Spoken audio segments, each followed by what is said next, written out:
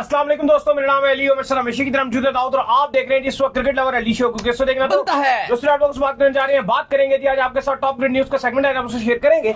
Number 1 पे आप लोग से बात करने जा रहे हैं, जो हमारे पास अपडेट आ रही है वो आ रही है जी वुमेन वर्ल्ड कप के हवाले से अपडेट आ रही है कि पाकिस्तान और इंडिया जो है वो खेलने जा रहे हैं। आपको पता है कि पिछले दिनों बड़ा कॉन्फ्लिक्ट चला था, जिसके बाद कह रहे थे कि पाकिस्तान इंडिया नहीं खेलेंगे, लेकिन खेल रहे हैं भाई आपस में। जरा इस पे बात करेंगे।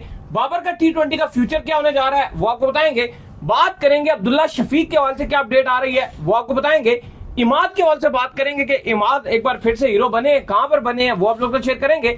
और श्रीलंका के कैप्टन के हवाले से कुछ अपडेट आ रही है वो भी आप लोग से शेयर करेंगे। तो अगर आप हमारे चैनल पर पहली बार आए, चैनल को अभी सब्सक्राइब करें और साथ ही ना भूलिएगा। तो बात का आगाज करते हैं नंबर 1 खबर के साथ जो हमारे पास आ रही है। तो सबसे नंबर 1 खबर आ रही है हमारे पास वो यही आ रही है कि वुमेन का जो वर्ल्ड कप है उसका शेड्यूल जो है वो सामने आ चुका है और पाकिस्तान और इंडिया आपस में जो है वो टकराने को है तैयार। कहां पे खेलेंगे भाई? देखिए, इस पर तो बात करते हैं कि जो वुमेन्स का आईसीसी ने आज ऑफिशियली तौर पर शेड्यूल सुबह सुबह जारी कर दिया था, जो कि भारत और श्रीलंका होस्ट करने जा रहे हैं ओडीआई ये वुमेन्स वर्ल्ड कप है। पाकिस्तान इंडिया का मैच कहां खेला जाएगा उस पर बात करते हैं। लेकिन जो बड़ी खबर है वो ये है कि बीसीसीआई का आपको पता है काफी मामला चल रहे थे कि क्या वो पाकिस्तान से खेलेंगे नहीं खेलेंगे, बयानात आ रहे थे बहुत ज्यादा। तो फाइनली बीसीसीआई ने फैसला कर लिया है कि वो पाकिस्तान के साथ क्रिकेट आईसीसी इवेंट्स में खेलते रहेंगे। यह बड़ी खबर है आज की।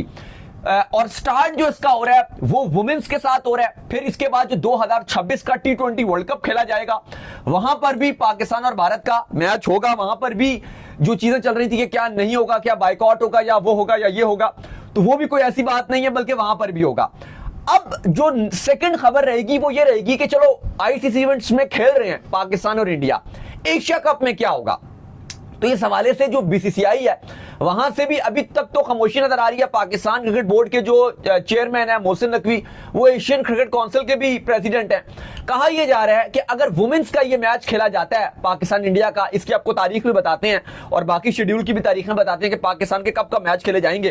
कहा यह जा रहा है कि अगर वुमेन्स का भी जब मैच होगा तो काफी ज्यादा जो बर्फ है वो पिघलेगी और यही चीज एशिया कप पे भी फिर काफी अच्छी और सूदमंद साबित हो सकती है कि ये जब मैच सक्सेसफुली होता है, कोलंबो में ये खेला जाएगा पाकिस्तान इंडिया का मैच, तो इसके बाद फिर एशिया कप के राह में जो भी कुछ रुकावटें हैं या भी खामोशी रखी गई है उसके हवाले से भी कहा जा रहा है कि क्लियरेंस मिल जाएगी। लेकिन जो पहली क्लियरेंस मिली है वो वुमेन्स वर्ल्ड कप में बीसीसीआई ने ग्रीन सिग्नल दे दिया है, इंक्लूडिंग उनकी गवर्नमेंट। 5 अक्टूबर को ये क्योंकि मैच खेला जाएगा, इसकी डेट्स आ गई। अब आपको पता है कि जो आपका एशिया कप है वो तो इससे पहले खेला जाना है, क्योंकि एशिया कप की जो शेड्यूलिंग है वो सितंबर में खेली जाएगी। तो वो तो फिर अगर आप मैच का वेट करोगे वो तो काफी चीजें आगे चली जाएंगी। लेकिन जिस तरह टाइम गुजरेगा, कहा जा रहा है कि अब शेड्यूल क्योंकि आ गया और बीसीसीआई और उनकी जो गवर्नमेंट है उसने क्लियरेंस दिया, तो उम्मीद यही की जा रही है अली साहब कि एशिया कप पर भी चीजें अच्छी रहेंगी। बाकी शेड्यूलिंग की बात की जाए तो 30 सितंबर से बेंगलोर वर्ल्ड कप का आगाज करेगा वुमेन्स का। इंडिया वर्सेस श्रीलंका पहला मैच खेलेंगे, फिर इंडोर ऑस्ट्रेलिया वर्सेस न्यूजीलैंड का मैच खेलेंगे। पाकिस्तान वुमेन्स टीम अपना पहला मैच 2 अक्टूबर को कोलंबो में खेलेगी। बांग्लादेश वर्सेस पाकिस्तान, पाकिस्तान के तमाम मैच कोलंबो में होंगे। इवन इंडिया भी ट्रैवल करेगा कोलंबो पाकिस्तान से खेलने के लिए, क्योंकि इनिशियली जो पूरा ये वर्ल्ड कप है ये भारत के पास था, लेकिन चूंकि पाकिस्तान ने क्वालिफाई कर लिया और दोनों ने डील साइन की हुई है कि एक दूसरे के मुल्क में नहीं जाएंगे, इस वजह से अब जो पाकिस्तान के मैचेस है वो कोलंबो में होंगे और भारत भी कोलंबो खेलने के लिए आएगी। इंक्लूडिंग जो सेमीफाइनल है एक, वो सब्जेक्ट टू पाकिस्तान कोलंबो रखा गया जो फर्स्ट सेमीफाइनल है। अगर पाकिस्तान गई टीम क्वालिफाई करके सेमीफाइनल में तो कोलंबो में होगा, अगर पाकिस्तान नहीं जाती तो गुवाहाटी में होगा। इसी तरह ग्रैंड फिनाले का भी यही फैसला किया गया कि अगर तो पाकिस्तान क्वालिफाई करता है तो फिर ये मैच कोलंबो में होगा, अदरवाइज ये मैच इंडिया में होगा और ग्रैंड फिनाले 2 नवंबर को खेला जाएगा। बिल्कुल जी। खैर, इसके बाद जो हमारे पास अपडेट आ रही है वो आ रही है बाबर आजम के हवाले से। तो बाबर आजम के T20 जो फ्यूचर है उसको लेकर जो आकिब जावेद से आज पूछा गया, क्या कहना था जी आकिब जावेद? लेकिन आकिब जावेद से सवाल डायरेक्ट पूछा गया कि बाबर आजम T20 से ड्रॉप हैं, क्या वो दोबारा पाकिस्तान के T20 में कम बैक कर सकते हैं, या पीसीबी की जो सिलेक्शन कमेटी है या आप नेशनल हाई परफॉर्मेंस सेंटर के डायरेक्टर हैं, आप पाकिस्तान क्रिकेट बोर्ड के चीफ सिलेक्टर भी हैं, सिलेक्शन कमेटी का मेंबर हैं, फिर उसके ऊपर भी एक कमेटी बनाई गई है उसका भी आप पार्ट हैं, तो ऑलमोस्ट आपके पास की सारी पावर्स है। आप चाहें तो बाबर आजम T20 खेल सकते हैं, आप चाहें तो वो नहीं खेलेंगे, तो जरा इस पर रोशनी डालिए। तो उन्होंने कहा कि देखें, बाबर आजम समेत किसी भी प्लेयर के लिए हमने रास्ता बिल्कुल नहीं रोका। बाबर आजम के पास प्लेटफॉर्म है, वो परफॉर्मेंसेस दिखा सकते हैं, डोमेस्टिक में परफॉर्मेंसेस दिखा सकते हैं, अभी आगे बिग बैश खेलने के लिए जा रहे हैं, वो वहां पर अच्छी परफॉर्मेंसेस दिखाएं, और अगर वो अच्छी परफॉर्मेंसेस दिखाते हैं तो यकीनन तौर पर बाबर पाकिस्तान टी20 की टीम में कम बैक कर सकते हैं। लेकिन साथ में उन्होंने एक और बात भी की, उन्होंने कहा कि हम ये चीज भी देख रहे हैं कि कौन सा प्लेयर किस फॉर्मेट के लिए ज्यादा सूटेबल है, तो हम ये चीज भी देख रहे हैं। साथ उन्होंने माइक हैसन का भी जिक्र किया, उन्होंने कहा कि जो हेड कोच माइक हैसन है वो चाहते हैं कि डिफरेंट खिलाड़ियों के कैंप्स लगाए जाएं, ग्रुप्स बनाए जाएं, और उसके हिसाब से वो सिलेक्शन भी करना चाहते हैं, प्लेयर्स के साथ अच्छे रवाबित भी रखना चाहते हैं। उन्होंने काफी ज्यादा माइक हैसन की और भी काफी सारी उन्होंने तारीफें की कि बड़े प्रोफेशनल हैं, बड़ा जबरदस्त काम कर रहे हैं। लेकिन अगर बाबर आजम के हवाले से बात की जाए तो उन्होंने कहा है कि बाबर आजम के पास पूरी अपॉर्चुनिटी है, वो परफॉर्मेंसेस दिखाएं तो टी20 में कम बैक कर सकते हैं। फिलहाल जो हमारा जो यंगस्टर्स आ रहे हैं वो बड़ा अच्छा कर रहे हैं, लेकिन बाबर आजम के पास और बाकी भी, रिजवान की लेट्स सपोज उन्होंने एग्जांपल दी कि जो बाकी भी खिलाड़ी हैं किसी के लिए भी डोर क्लोज नहीं है, कम बैक सब कर सकते हैं। खैर इसके बाद जो अपडेट आ रही है वो आ रही है अब्दुल्ला शफीक को लेकर, और अपडेट आ रही है जी काउंटी के हवाले से कि यॉर्कशायर के साथ जो अब्दुल्ला शफीक का कॉन्ट्रैक्ट हो गया है, अब यॉर्कशायर की तरफ से अब्दुल्ला शफीक आपको खेलते हुए दिखेंगे। देखिए अब्दुल्ला शफीक फिलहाल पाकिस्तान टीम से तो बाहर हैं, तो इसलिए यॉर्कशायर के पास पूरा मौका था कि अब्दुल्ला शफीक जिस तरह के प्लेयर हैं वो रेड बॉल भी खेलते हैं, पीएसएल में भी हमने देखा कि अच्छी परफॉर्मेंस दिखा रहे थे, टी20 फॉर्मेट में भी, तो वाइटलिटी टी20 ब्लास्ट भी खेलेंगे यॉर्कशायर की तरफ से, और फिर जब काउंटी शुरू हो जाएगी तो काउंटी का भी पूरा सीजन के लिए अवेलेबल रहेंगे, क्योंकि पाकिस्तान की उनकी अवेलेबिलिटी अभी वो पिक नहीं हुए हुए, तो उनके पास पूरा टाइम है, तो वो अब पूरा सीजन जो यॉर्कशायर की तरफ से टी20 और काउंटी खेलेंगे। बिल्कुल। खैर इसके बाद जो अपडेट आ रही है वो आ रही है इमाद के हवाले से, क्या अपडेट है जी इमाद को लेकर? देखिए इमाद की का मैच, टीम का मैच खेला जा रहा था, जो गुलस्टर और ग्लैमॉर्गन थे, और इमाद वसीम ने बड़ी जबरदस्त किस्म की बॉलिंग की। पहले जो इमाद की टीम थी उसने बैटिंग करते हुए 189 रन बोर्ड पे लगाए 6 विकेट के नुकसान पे, लेकिन उसके बाद जब बॉलिंग की बारी आई तो इमाद वसीम ने बड़ी शानदार बॉलिंग की। अभी रिसेंटली 3-4 दिन पहले ही उनको कॉन्ट्रैक्ट हुआ था ग्लैमॉर्गन की तरफ से। इमाद वसीम ने अब नया बॉल उन्होंने यहां पे डाला था, 4 ओवर्स में 23 रन उन्होंने दिया और 3 विकेट चटकाए और बड़ी जबरदस्त किस्म की बॉलिंग की, और उसके बाद जो ग्लस्टरशायर थी वो सिर्फ 149 रन बना सकी, और इस तरह से इमाद की टीम ग्लैमॉर्गन 40 रन से मैच जीतने में कामयाब रही है।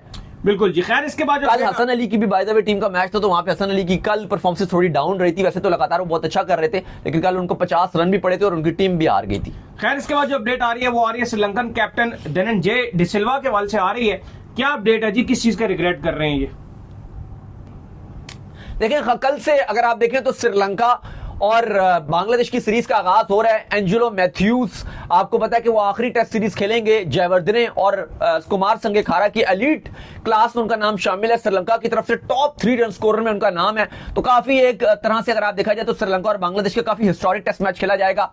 वैसे भी दोनों की बड़ी राइवलरी रहती है, तो एंजेलो मैथ्यूज का भी आखिरी टेस्ट मैच है, कल से स्टार्ट हो रहा है। लेकिन आज धनंजय डिसिल्वा ने जो बात की वो कहती है कि मुझे बड़ा रिग्रेट है, क्योंकि श्रीलंका एक टाइम पर नजर आ रहा था कि WTC के ग्रैंड फिनाले के लिए स्ट्रॉन्गेस्ट कैंडिडेट नजर आ रही थी, लेकिन जिस तरह से हमने उस चांस को गवाया, वो कहती है मुझे बहुत ज्यादा इस हवाले से अफसोस है, बहुत ज्यादा दुख है, क्योंकि श्रीलंका जिस तरह खेल रही थी WTC में लग रहा था कि श्रीलंका फाइनल खेलेगी, तो उनको इस बात का रिग्रेट भी था। बाय द वे एक और खबर भी ये जो श्रीलंका और बांग्लादेश की, कि जो रिसेंटली अपॉइंटेड है इनके ओडीआई के कप्तान मेहदी हसन मिराज, उनको बुखार था, इन्फेक्शन हुआ था वायरल, तो वो काफी हद तक रिकवरी कर गए हैं, लेकिन चूंकि वीकनेस है और डॉक्टर ने ये मशवरा दिया कि उनको आराम करवाया जाए, तो कल के टेस्ट मैच के लिए वो अवेलेबल नहीं रहेंगे। बिल्कुल जी। खैर इसके बाद जो अपडेट आ रही है वो अपडेट जी हमारे पास आ रही है, अब वुमेन्स जो है वो आपस में जाहिर बात है खेल रही है, पाकिस्तान की वुमेन्स और इंडिया की वुमेन्स, तो क्या लगता है कि भाईजान एशिया कप को लेकर अब क्या फ्यूचर हो सकता है? देखो बात ये है कि अगर वुमेन्स खेलें ठीक है, फिर मेंस खेलने में क्या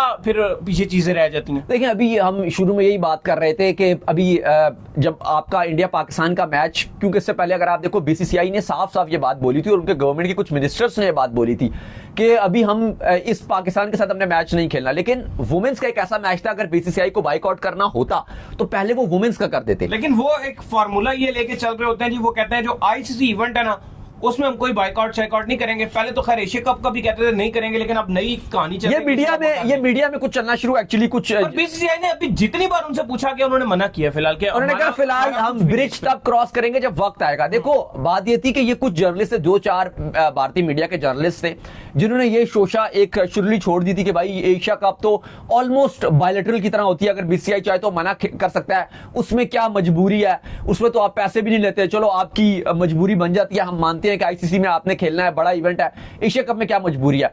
लेकिन आप देखो कि अगर आप एशिया कप नहीं खेलता BCCI, बात वो कर रहे हैं ना, क्या मजबूरी है? मजबूरी इसमें यह है कि पाकिस्तान को, तो मैं आपको पहले भी बता चुका हूं कि पाकिस्तान आपका अपना जो पीएसएल से रेवेन्यू जनरेट करता है वो तकरीबन 700 से 800 करोड़ करता है टोटल जनरेट जो करता है। उसमें जो पाकिस्तान क्रिकेट बोर्ड को, फ्रेंचाइज को और बाकी फीस खर्चे मुर्चे निकाल के जो पाकिस्तान क्रिकेट बोर्ड को साफी जो पैसा बचता है वो 300 करोड़ बचता है, 3 अरब।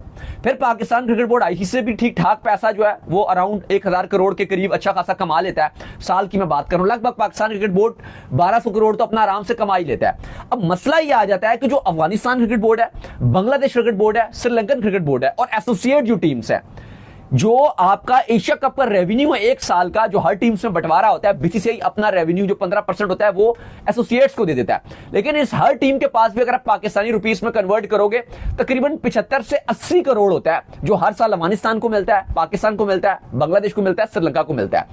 अगर बीसीसीआई ये कहता है कि हम एशिया कप नहीं खेलेंगे, पाकिस्तान क्रिकेट बोर्ड को 75 करोड़ का नुकसान हो रहा है, लेकिन वो पाकिस्तान क्रिकेट बोर्ड के लिए बर्दाश्त करने वाली चीजें, वो कहेंगे ठीक है जी, ओके, ना करिए। लेकिन ये बात अफगानिस्तान, बांग्लादेश और श्रीलंका को बहुत बुरी तरह हर्ट करेगी।